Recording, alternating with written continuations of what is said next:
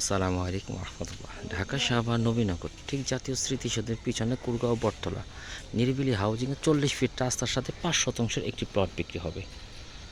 এই যে এই যে 40 ফিট আছে, এই 5 শতাংশের এই প্লটটাই বিক্রি হবে। লাল মাটির জমি, এখনই বাড়িঘরের ঘর উপযোগী। মোটামুটি স্কোয়ার চলাচলে 1-2 ফিট কম বেশি হবে জমিটা, এই সীমানা থেকে এই সীমানা পর্যন্ত।